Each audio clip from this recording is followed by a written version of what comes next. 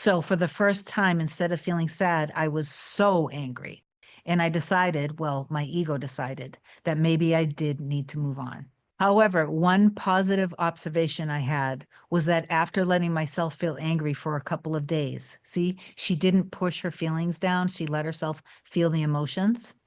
I decided to focus only on the mirroring, not who said what, but simply what was said and what was that mirroring back to me. You know how for years I've been saying, detach it from your person and just see what is being reflected back to you. She finally did this and in a very powerful way. Having this type of objective observation really helped take the emotions of our relationship out of it. And it allowed me to heal the parts of myself that were truly the only thing in the way this entire time. And she did a revision meditation too. And I'm going to put a Brian Scott 10-minute revision meditation that I think is very powerful in the description below or in a pinned comment. I begged, fought, pleaded for so long for commitment. Came to find out I was the one afraid to commit. I was the one not allowing my mirror soul to quantum leap with me because I kept my perception of him in the old story. See, that's huge. You really cannot serve two masters. And I finally decided to choose. The easiest way for me to accomplish living in the end wasn't pretending, but it was actually just knowing that all potentials still existed, including my desired end. That's it. I knew it wasn't the only potential, but knowing that it was at least a potential was the biggest mindset shift for me. See, guys? Then I completely let go. I completely stopped trying to figure out the how, the when, and asking, is it even possible? And I started living my own life to the fullest again, with friends, with my job, with my hobbies and travel. I scripted in my journal, but to remain detached, I did it generally. I wrote, I am getting married in 2025. I am living the life of my dreams with the love of my life. It's safe for me to love and to be loved unconditionally. I'm ready for this. I decided to finally let God show me the who, the when, the how, and the why. Less than 1 month later, everything changed.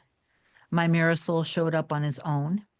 He had left the third party and even cried to her that he can't live without me. He moved out of their house together and showed up on my doorstep with flowers and his truck full of his belongings. It took me some time to process what a quantum leap we did, but he was so patient with me accepting his apologies and allowed me the time to process and make sure that now that I had my manifestation that I truly wanted it, and I do. He's a brand new man. He meditates with me, checks in with me emotionally, communicates constantly, protects me, surprises me, and showers me with love and affection in every way. A month later, he ended up moving in completely. And a month after that, we are now engaged. So, to all of your current subscribers and clients who need a success story that seemed like it would never happen, please share this with them. This is after a year and a half of hot and cold with a third party, moving across the country with a third party, being blocked on all platforms. Two, living together, being the one who's valued, pursued, desired, and adored, engaged, and planning a wedding. So the keys for me was revision, and she did that through revision meditations, and I'll link I think one of the most powerful ones down below.